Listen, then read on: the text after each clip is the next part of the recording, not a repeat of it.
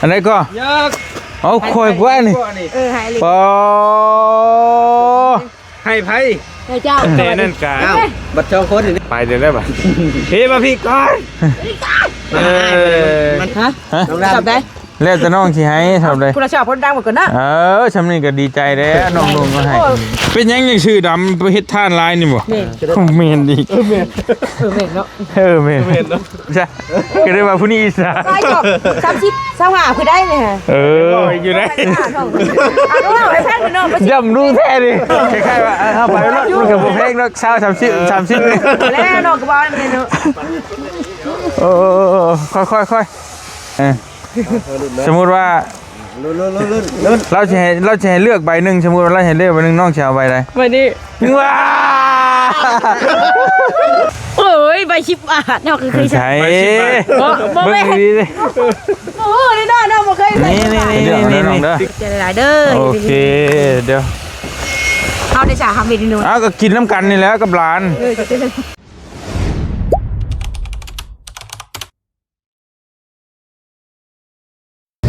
บ้าเถอะสั่งเด้ผู้กุ้มอยู่เฮ็ด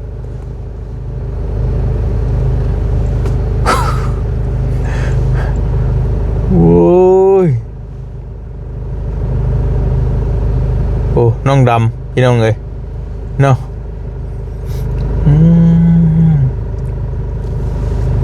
เห็นยังกลัวอยู่บ้านนี่หมดทานบ่รู้ว่าจังได๋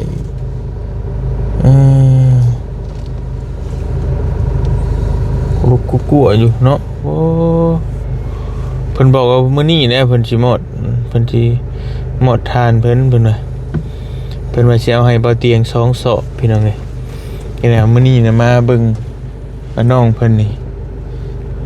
เนาะสิเอาให้อีหลีบ่รู้ว่าจังได๋เพิ่นให้แล้วเบิ่งแล้วเนาะเราหลายสอบจบแล้ว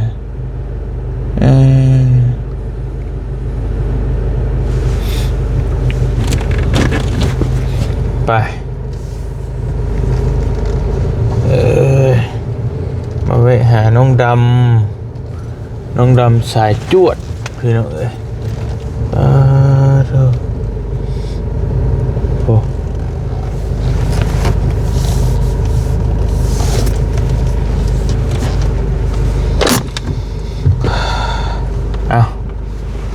สบายดีเด้อพี่น้องเอ้ยกลับทักทายสบายดีตอนบ่ายๆเนาะ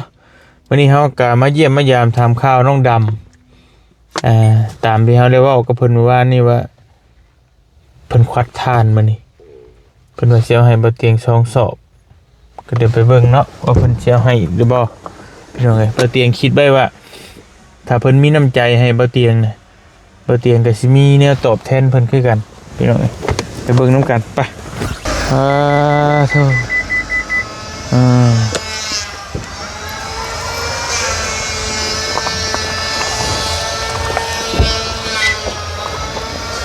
มากระพายสวัสดีพอดีนี่แหละพอดีวะเอารถเข่าขึ้นฮะรถเข่าวนมาพุ่นนี่เขาก็บ่จะเข้านี่แหละเมาได้ยังกำลังคุยน้องวันนึงไทยบอกคำน้องบ่จิตมาพี่บ่กำลังฮดอยู่เราเล่นมาฮดน้ำไฟใหม่หรือว่าไฟใหม่ท่านคุณนักศึกษาอยู่พุ่นไฟใหม่ท่านบ่รำไฟใหม่บ่โอ้ฮะเนี่ยก็แล้วแต่น้องตะนงแล้วนี่ก็เอาท่านให้เฉพาะฮะอะไรก็ข่อยเจ้าคือเป็นคนแบบนี้นะข่อยมาก่อนเล่าเจ้าคือบ่เห็นว่าเจ้าจะเอาให้ข่อยนี่คือว่าวันนี้ก็ได้เนาะสบายดีเนาะสบายดีมาพี่ฮะบ่เรื่องบ่ควัดแล้วได้หายได้คิดตอบบ่ยังหายบ่เบิดเครื่องตัดตะกล้องแล้วประจักษ์อันนี้เอาท่านมันใหม่บ่มันใหม่แล้วเรียกลงหายมือจะกดต้น ว่าจะเอาบ่ ถ้าน้องเอาให้ก็เอา ต้องสอบบ่ ฮะ น้องว่ากระเม็ดแล้วให้คน บ่แล้วจะน้องสิให้ชอบหนึงก็ได้ ต้องสอบเนาะนี่ว่าบ้านที่ผู้สอบเนาะ ฮะ บ้านที่ผู้ บ่ ดี บ่คนบ่คน ย่า ต้องสอบเนาะ เลยแต่น้องน้องให้เท่าไหร่ไอ้ก็เอาบ่ได้ว่าครึ่งสอบก็เอานะว่าจะว่าน้องก็ให้ ใช่ดีบ่เดี๋ยวนี้ ใครเรียน ให้คอยสอบนึง ไปพูดแล้วสอบ ไป จะ ค ไป นละ สอบ สอบ นึงไปลองรันก่อน เอาลองลังก่อนโอเค เจ็ดบ่ติดดอกผ่านเจ้าดอก ปั ไป ด เบิ่ ชู งนี่ กดมาเลยโคตรหนำเนี่ยไปกินข้าวเพิ่มนิดนึงก็ทานไฟใหม่เลย เพราะยันมันจุดไฟบ่ติดได้ยันหนึ่งเข้าบ่ทุกข์ใช่บ่ใช่ ชุกไปเบิ่งเพิ่มทานก้า มาได้บ่ ไปยิบมาดูสัน เองก็ได้ โอเคให้ดีเนาะ ให้ฮะ ลองมึง ไปพุ่นบ่ได้ไอ้ไปจากชายอยู่พุ่น เพิ่นขอบเขตเพิ่นนี่ มันขอบมองเขาเขตมองเพิ่นเฮ็ดงานนะ แค่โรงพยาบาลแหละ บ่อยากรบกวนเพิ่นบ่เตียงคิดไว้ว่าถ้าเพิ่นมีน้ำใจให้นะเฮาก็สิมีแนวให้เพิ่นอยู่พี่น้องทางเบิ่งเพิ่นบอกว่าอยากได้รถถีบ แม่ แต่เฮาก็เบิ่งก่อนถ้าว่ายังบ่มีผู้ใหญ่ซื้อให้ก็จะเอาเงินบ่เตียงเงิน YouTube มาแล้วพี่น้องเอ้ยมาซื้อให้เพิ่นพันละ 2,000 กว่าบาท ท่านปลายยังได้ข่อยชื่อ ฮะ เจ้าร ถใหญ่นะ ใหญ่แล้วแต่ข่อยชื่ออยู่ห้านเวียดเด้พันพกเลยชื่ออยู่รักชามนะแต่ว่ามันคือกันน่ะบ่น้องนิวก็อันเดียวกัน เอาแหละไปซื้ออยู่รักชามไปยังไง บ่แม่นรักชามก็ชื่อน้ำห้านเวียดเด้แรกๆข่อยชื่ออยู่รักชาม15ฉันเจ้าได้ผ่านมาชื่อแล้วเด้ เพราะว่า 1,600 บาทนี่แหละ ตะเก้าในทางแล้วมันรุ่นกลางขึ้นหาใหญ่ใน2,000ปลายขึ้นนะ ใหญ่ด้วยเลยนี่ เคยซื้อนะ ไปชื่อไปให้ลูกมันผูกแขนขาคุดน่ะเด้อยู่ทางเมืองจำปอนน่ะ อืม แต่ว่ามันคนละเขตบ่ได้ก็บ่มั่นใจหั่นนะ จะเป็นอะไรนั่นก็มาไปเยี่ยมเนาะอยู่บ่ มันหาโอกาสไปอยู่มื้อนั้นมื้อนี้อยู่ เออ ไปบ่ได้ไปแต่อื่น ถ้าจะไปสิไปเบิ่งน้ำเนาะอีตนนะกินเบาโจ้แล้วเรานั่น มันก็เห็นน้ำคลิปบาโจ้อะไรแรกๆกันเป็นอะไรก็พากันไป เพิ่นก็มาฝากช่องฝากหยังฝากให้ตั้งช่องตั้งหยังให้เบาโจ้มันนั่นก็ได้เห็น ดู ใน YouTube พี่น้องเอกก็ดีนะบ่เตียงว่าเป็นบุคคลหนึ่งที่ว่าเราก็ค่อนข้างที่จะช่วยเหลือสังคมนี่แบบมากมายมหาศาลนะ คือกันเนาะ แบบเดียวกับเฮาเลยแต่เราเฮ็ดเต็มระบบกว่าเฮาอีกเต็มระบบพอยังเรามีมูลนิธิแบบ ลงอีก กู้ภัยกับกู้อีกรถชนกันแข่งกุดขาขาดได้ลูกมันยังพาไปห้องหมอมีรถกู้ภัย2คันแล้วขายโรงศพอีกและผู้ใดที่อนาถาบ่มีเงินซื้อโรงศพแล้วก็เอาให้พี่อีกไงพี่น้องไงแล้วเราก็ระดมซอยอีกอันผู้ใดขาดแคลนเนี่ยก็ถือว่าสุดยอดอยู่เราก็คุยกันมื้อนั้นเราก็จนบ่ได้นอน ตาจนลอย มามืองานสมพประจำบ่ได้นอนหรอมันหลายทางไปหมดตาจนบ่ไหวหรอบ่ได้นอนเฉยมือแล้วหรอเมื่อย บ่ติได้เพื่อนเพราะว่าโรงศพนี่คนตายกลางคืนก็ต้องเอาไปกลางคืนนะ ต้องเอาไปให้ ตี 1 ตี 2 ตี 3บ่เกี้ยงต้องเอาไปให้อ่ะเพราะฉะนั้นมันแล้วกู้ภัยอีกเราเห็นน่ะ2ระบบคือกู้ภัยกะรถชนยามใดกลางค่ำคืนก็ต้องไปนะก็ถือว่าหนักอยู่เราเห็นงานนั้นนะเฮานี่ยังไปเฉพาะกลางเว้นกลางเวียงแล้วก็เวลามันบอกเองสบายดีน้องเพื่อนไปทางไหนเด้อ บ่มีเพื่อน อ้าวบ่มีเพื่อน ผมมีเพื่อนเลยโอ้เห็นน้อยใจแท้นี่ว่าเพื่อนนี่ยินน้อยใจได้หันบ่ได้ไปเหมือนกันเนาะได้กระเป๋างามเนาะสบายดีเด้อน้องเด้อมาหาน้องดำบ่น้องดำพอทำเล่าเนี่ย สักได้นี่ เปิดไฟพอดี กระเป๋าบ่มีเงินมีแต่กระเป๋าสิ งามอยู่มาแต่ไม่กาบ่ นี่ทางเอื้อจุลี่ จุลี่ คนเดียวกันวะ บัดเลย อันนี้กันเดียวกัน จุลี่น่ะบัดเลยพี่น้อง ทีมงานเฮาก็บ่แชนบ่จิตบ่ตายอีกแม่นเบิดเลย ขอลองไพ่บางนี้ได้ปะขออนุญาตได้ขอโทษด้วย โอ้ยพายตัวจะปล่อยวิวตกเด้อ จะไพ่ให้วิวขึ้น ไอ้อยู่นะถูก เอาของเจ้าบ่ได้ใหญ่บ่มีใหญ่บ่ ม่อมมันมีอยู่เพื่อนอีกอันหนึ่งเนี่ยแต่มันใหญ่เลยฮะนะเป็นตัวหนึ่งฮะเด้ สำนี้พอดีสิแต่ข่อยก็สำนี้ก็เรือตายแล้วมีเงินใช้ พอแต่มีเงินใช้เนาะ เนาะอย่างนั้น เพ อุ้ ราะ ย ว่าพูดว่ามันเข่ากับคนฮะนะ มันก็คืออยู่ คนใหญ่เนาะ อันจนย่านในขวดจังหน่อยได้ปะมารบกวนมากระเป๋าเราได้บัดนี้ คนน้อยต้องพายสูงเนาะ เวลาคนก็ว่าของข่อยมันน้อยโพดนะแต่ข่อยพายตัวนี้พายเลยเชิญตั้งแต่เพิ่นเอาให้ สิปิดพุงก็ปิดบ่ได้ ตัวเนี่ย มึงสตึกสองอันของเจ้าน่ะจังตัวเตียงคือกันนะ ว่ามันก็ใหญ่กว่าจังน้อยเนาะ พอดีเถอะ ตัวนี้จะพอดีเนาะ เรื่องอยู่ กลางๆเนาะพอดีงามเหมือนกัน เสียต่อป่ะ ฮะ เสียต่อ อะไร แพงเนาะ100,000 ว้าวไปเลยจงไข่เลยได้กันแฉนอีกเจ้า บ่สิ งาม อ่านมาได้มิ ไม่เป็นของ ยี่ห้อมันนะนี่ ยี่ห้อนั่นแหละอ่านจากฮู้ยี่ห้อมันนะแต่บ่เป็นตัวเดียวกันกับตัวนี้เนาะ คนละแบบเนาะ คนละแบบใด แต่วันนี้ใดก็ยะทนกระเป๋ามาก โอ้มาแต่อเมริกาเบิดเท่านั้น ขายได้รายเดือนเติบแล้วนี่ ใครไอ้ทองจำปียังบ่เป็นหยังของข่อยน่ะ แบบนี้ น่าไปเงินใช้อย่างนี้ เนี่ยมันแหละ 15,000บาท รับจ้างตาน้อยอันนี้ตาน้อยลายอยู่ได้คุณดีดิหน่อยไปยืนใกล้โอ้ บรรยากาศอะไรนะโอ้มาเทียบใช่แบบนี้เนาะโอ้มันคือคนละเบอร์แล้วแหละ เจ้าไงก็ต้องเมฆเจ้าไงก็ต้องเมฆเลย สะอ่อนเนาะ แต่เห็นว่าต้องเมฆยืนด้วย จะอ่อน อ่อนเด้ นี่ชอบกันก็ต้องเมฆด้วยนะ กันเนาะ บล็อกเดียวกันเลยนี่ เสือเรายังไงแล้วนึง แต่กระยะเบิ่งในหูด้วยนะเบิ่งคาผม เดียวกัน แข่งคา เบิ่ง เบิ่งตอนนั้นไหมกันเบ้งได้เพราะอยากให้เบ้งนี่ บริไปอยู่กลางเนาะ เบิ่ง สองคนทำคนหนึ่ง นี่เอ้าหวานดอกเฮ็ดกันแล้วบัดนี้ โอเค บอกกันเองได้อยากให้ผู้นี้จะขาโล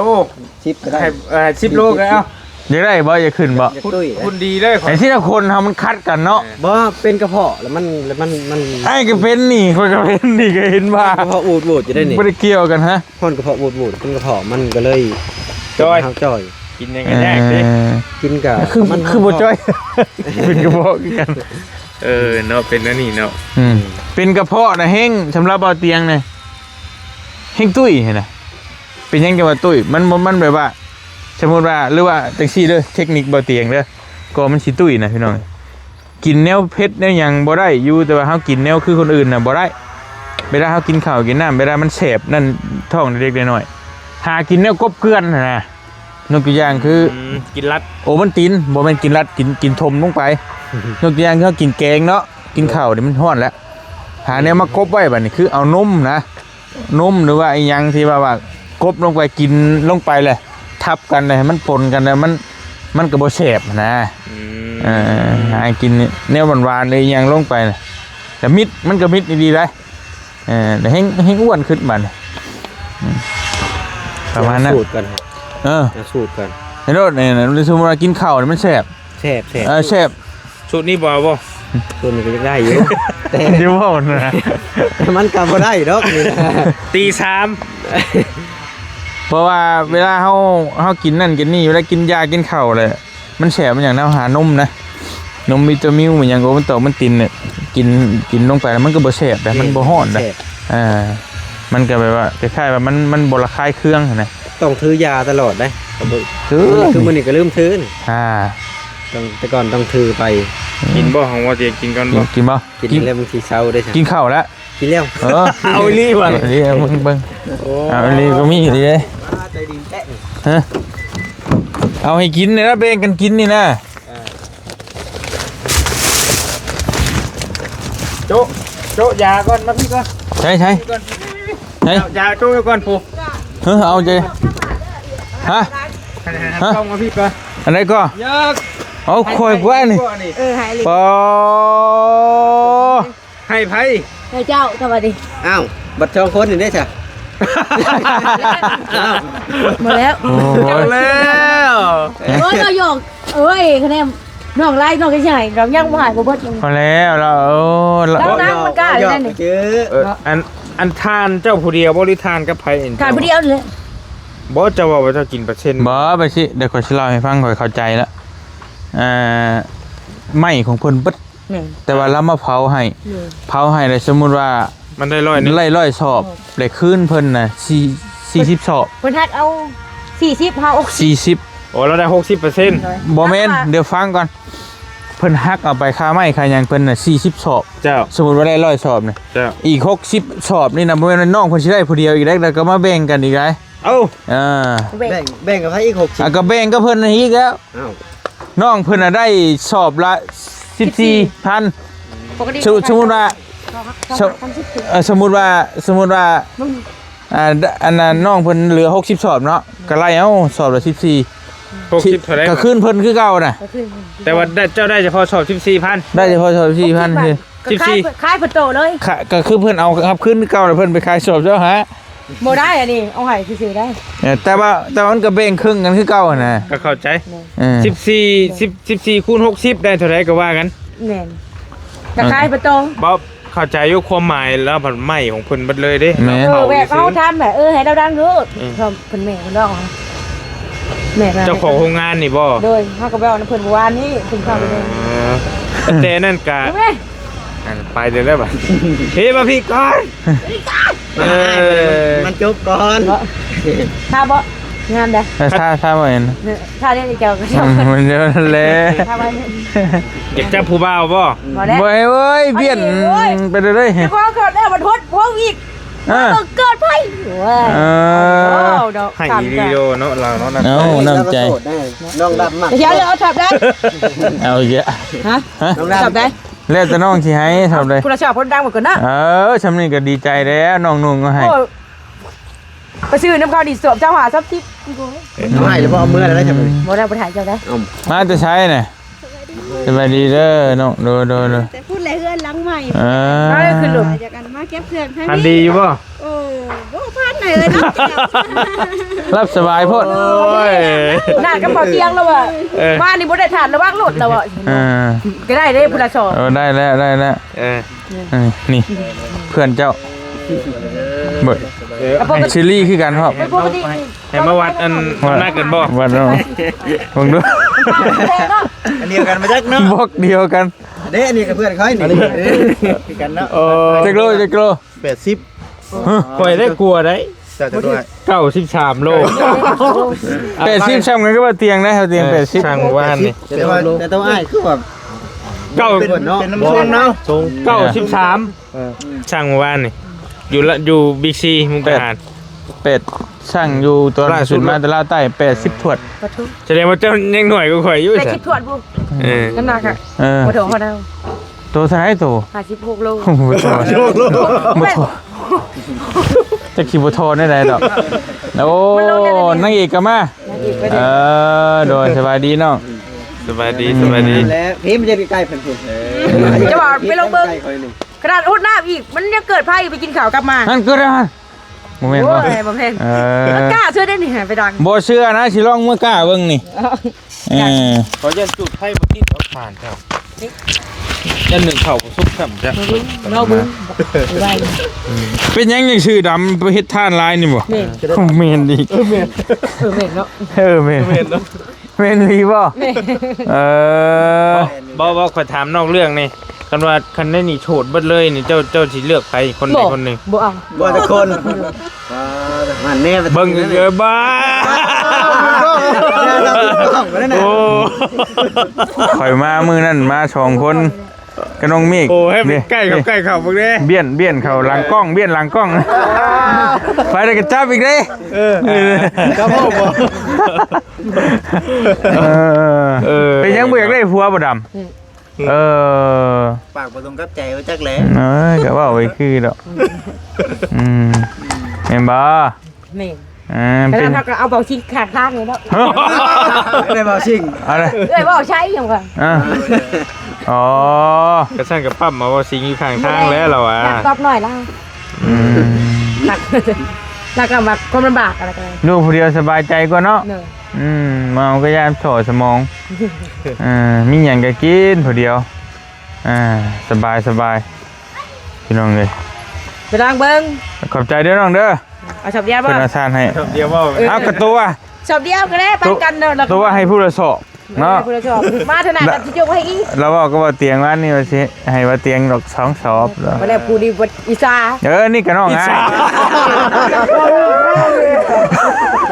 ทราบแล้วว่า สิกเอาดิบ่นี่เนาะไอ้นี่สิกเอาดิบ่ ใครก็ทราบมาดัง ตรงนี้นะตรงเองอ่ะมันไม่ฉ่ำเลยเนาะ พอมาเมื่อกี้นี่ มาก่อนได้คนว่า เนาะ ก็เลยมาสอบซะ แบบบ่กล้า เอาให้เบาเดียวบดบัดแล้วทีนี้ดอกทีนี้ หมอนี่เพิ่นอิจฉาเนาะ คุณชอบบัดนี้ แบ่งกันแทบจังเลี้ยวเลือก ปั่น ปั่นบ่ชอบดอก ใกล้ๆว่าเราว่าสิเอามาให้คอยแต่บอลลี่บ่ทันได้เมื่อนะอ้าวบอลลี่ว่าหยอกว่าอ้าวคือให้แต่ผู้เดียวลำเอียงแท้แล้วก็ปั่นผู้ละสอบใช่ก็ได้ว่าผู้นี้อิจฉา ได้จบ30 25คือได้เลยฮะ อยู่ไหน เอาก็ว่าให้แพทย์เนาะ ย่ำรู้แท้ดิ จับอยู่ คล้ายๆว่าเอาไปรถมันก็บ่แพงเนาะ30นี่ แล้วเนาะก็บ่ได้เนาะเนาะก็บ่ได้เพิ่นแล้วมาดัง ไอ้เอาเงินให้นี่สิเอาอยู่บ่นี่ จังได๋ขายยาคาเนี่ยลูกไห้ซะล่ะ บอสอย่างว่า ไปดังลูกเบิ่งอย่างว่าเอาไว้ละล่ะนี่แหละ สั้นมื้อหน้าไอ้สิซื้อแนวมาฝากเด้อตอบแทนระหว่างที่น้องมีน้ำใจเอาทานให้เดี๋ยวสิ ให้ ซื้อ บ่ข่อยสิลูก ก็ให้แล้วว่าผู้ละโชค เอายก เจ้าไปจากจะ บ่ เอาเลย น้ำถ้าจากใจยกไปให้รถยกไปให้รถยกไปไปยกไปรถสิให้ไผได้ยกไปให้รถ ก็ได้ เอาเลยธรรมดาค่อยๆเด้อค่อยๆโอ้ยโยนแห้งแค่นี้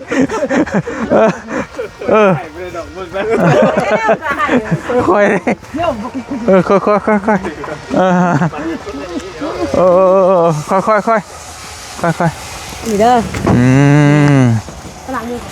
ไปล้างมือโอเคเอาไปล้างมือก่อนไปล้างมือก่อน เขาไหวได้มันยังดีฮะ เจ้าบ่ข่อยอิจฉา ตรงดีสิน้องที่คล้ายๆเบาเตียงคิดเห็นสาวลำเพ็ญแม่เมืองพีนคล้ายๆเป็น FC ก็ว่าทำนองเดียวกันนะแบบเดี๋ยวว่าอย่างก็ว่าแบบคนตรงๆซื่อๆนะผมมีรับลมคมในบ่มีหยังเดี๋ยวว่าอย่างก็ว่าก็ดีไปอีกแบบอยู่เพิ่นที่บ่ตอแลนะเพราะว่าภาษาบ้านเฮาก็คิดแบบไรก็ว่าแบบนั้นเราบอกมาก็เป็นแต่พังมัดชูคำอยู่ เดี๋ยวเดี๋ยวเอาเงิน ลองเงินให้ลองเบิ่ง เลยสิเลย เราจะเอาไปไหนบ่ โอ้จะไปอ่านเรา2แต้มนะจะว่าเราบ่จักบ่ตามมานี่ โอ้เราก็จะรุ่นคือกันนี่รุ่นเนาะ เอาเขาจะเอาเงินให้ค่าทานแล้ว บอกว่า มานี่ก่อน น้องเอา มันมองกันมานี่ก่อน เอาน้ำใจเจ้าเด้ข่อยนี่ข่อยก็น้ำใจข่อยเด้ โอ้ยเดี๋ยวเอาเดี๋ยว ก็ย้ำกันมาใกล้ๆนี่กันสมมุติว่าเราจะให้เลือกใบหนึ่งสมมุติว่าเราให้เลือกใบหนึ่งน้องจะเอาใบใด วันนี้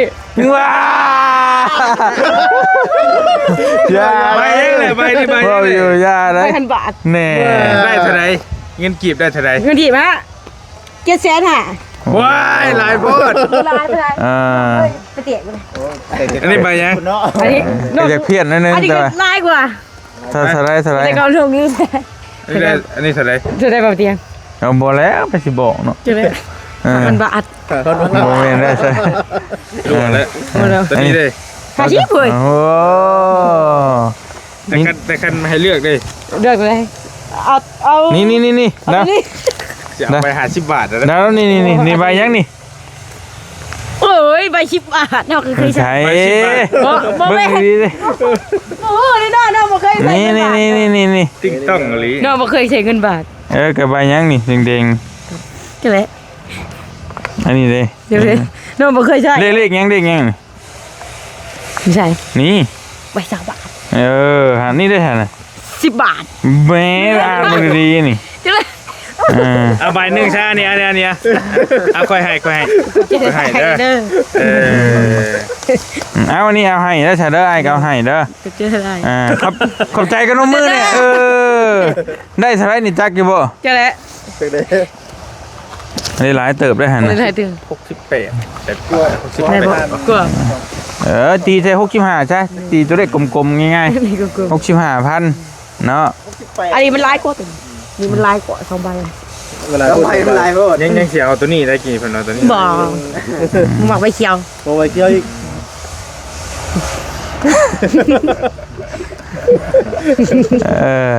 อันเสื้อผ้ามีคนเอาให้น้องอยู่บ่ ยัง ยังบ่มี เลย ไอ้สิเอาให้ไปเลือกไปแบ่งปันกระเบื้อตัวเด้อ เลย ไอ้ก็บ่มีแนวมาฝากมื้อหน้าพุ่นแล้วสิซื้อแนวมาฝากมื้อนี้อยากลองเบิ่งซื้อว่าตัวสิเอาให้อีดีบ่ ทานฮะ เอา หายอะไรเลย แม่เราอยู่เอาหายแล้วเลอะเหรอ เย็บ ยังใช่หายอยู่มันเรือนี่ เอ้ามันเหลือถามมันเหลือพุ ทำมันเรือไม่ใช่เรือมันต้องใช่หายอีก ก็ให้คนอื่นนำแน่เด้ออ้ายพอแล้วนี่เด้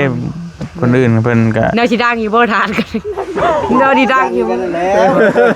ไปอ่ะดังกล้าเธอได้ บ่รังทานแล้วสิรังยังไงน่ะมันบ่แม่นยุค ไปว่าเพิ่นอิจฉาเด้ ชาด้วย บ่เพิ่นบ่ได้เว้าเนาะอัน บ่ ดำ ยัน เนาะ เล่านี่ได้บอกว่า เพื่อนเล่นเอาเด็กได้ อา เลย จารย์ กิน เอาให้เนี่ยเจ้าอิจฉาบ่เตียงบ่ให้กินเลย บ่น้องเพิ่นบ่เว้าเด้อันนั้นนั่นเจ้าเว้า แล้วค่อยๆแล้วนะว่าไงกันเนาะ คือ เจ้า เจ้า บอกว่าดีว่าเตี้ยว่าชายว่าเตี้ยระวังเลือดเนาะ เจ้าเว้าปุ๊บแล้วว่าคือให้แต่ผู้เดียวข่อยบ่คือบ่ได้มันคือเขาคายอิจฉา เอามาจิตคือพาเอ่ยมาเป็นยัง เอาเรามาเอาเครื่องมาฟองแล้ว เดี๋ยวมาส่ง แล้วก็ให้เราเมื่อกับผัวเราบัดนี้ โอเคเดี๋ยวเอาอันนี้ให้ก่อน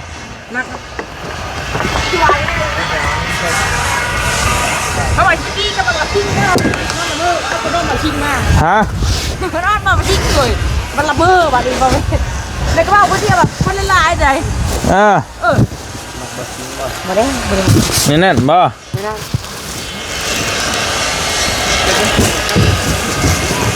ได้ไปดองมันร้านไปเล่าสิ บ่ ซื้อแน่เนาะ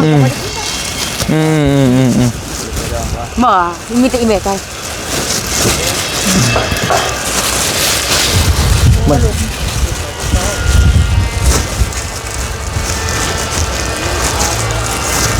ันมีหลายอยู่เรื่องเอาเด้อน้องเด้อ เจอหลายเด้อ โอเคเดี๋ยว ไปให้เอ้ย ไปให้เอ้ยบ่ เลือกให้เอ้ย ตัววางบ่ชาเอานี่ไปฝากร้านแล้ว เอาได้จ่าทำเด็กหน่อย เอาก็กินน้ำกันนี่แหล้วกับร้าน จะเต้นถ้าก็ไม่เด็กหน่อยก็ให้ยังไม่ได้ออกนม ฮะ ถ้าก็ยังไม่ได้ออกนม น้อยได้เท่าเลยโอเคเด้อเสร็จเด้อไปเวียกกันเด้อขอบใจเด้อน้องเด้อที่ เอ้าโมเมเสียได้น้อยโย่ไม่ได้กินนม อ้าวบ้านนี้ละไปให้เล่ากันไป เอานมขาดนมไปดิเนี่ยนี่ ก็ตามภาษาพี่น้องเนาะก็บ่มีหยังที่เลียดหยังไปเรื่อยๆจะโดดพุ่นโดดพี่ไปเลยนะก็เดี๋ยวถือชาน้องเพิ่นเนาะเราก็ต้องธรรมชาติต้องเข้าใจ บ่ได้ปรุงแต่งเลยนะตัวนี้ธรรมชาติดีแล้ว น้องเอ้ยก็บ่อยากเป็นระบบระเบียบนะคิดจะย่างไปใครก็ย่างทางนี้ยังถ่ายคลิปถามอยู่ทั้งที่เห็นทั้งนั้นรถมันไปเลยเลยวะเนาะไปซะมีแต่ ขึ้นไปขึ้นเหนือพุ่นละ ขึ้นเหนือพุ่นเนาะ จ้ะ พี่น้องเอ้ยจะไปนั่นก็ คิดเจะเวทบอกว่าชิง อ่ะ งั้นไม่ใช่เงี้ยนี่มันก็ต้องหน่อย พี่น้องมาชิงบ่ มันมักบ่ชิงไม่ใช่กับไปมานี่เว้ย ว้าวไปเลยเออ เห็นข้าวละมือเนาะ จึงหน่อยเพื่อนเราไปใหม่ไปตู้หาตู้ได้หั่น เออ หาคนมันบ้า มาพี่ไอ้มาล่าพี่น้องเนี่ยเออ แล้วมาคนมันบ้าได้มี ไผไปหาไอ้เมฆละบัดนี้ย่า แล้วมาก็ลำบากยังไง จะสิชิงแต่กล้องข่อยบ่ โอ้ยเฮ็ดได้ไรอย่ามาเผาท่านช่วยนี่อ๋อถามรู้รับเผาเป็นบ่ท่าน เขาเป็นอยู่บ่อยแม่โอ้ย บอกเลยเนาะ เอาอยู่บ่เราเผาท่านบ่เป็นบ่อย่าคือช่วยงานบ่ได้บ่เอานะ ช่วยท่านก็ได้บ่เอา โอเคไปมิตาไอ้ไปเบียกก่อนเด้อขอบใจด้วยน้องเด้อจะเอาท่านให้โอเคเดี๋ยวบืนสิเข้ามาสิซื้อของมาฝากข้าเอาท่านให้ไปมิตาใช่ไปก่อนเด้อน้องเด้อยันว่าโดยพี่น้องเลยมิตาบ่เตียงสิขอตัวเดินทางก่อนไปเจอกันพุ่นแหละ ได้แม่ ทางหน้าเพจอยู่ดีมีเฮงสบายดีเด้อบ๊ายบายไป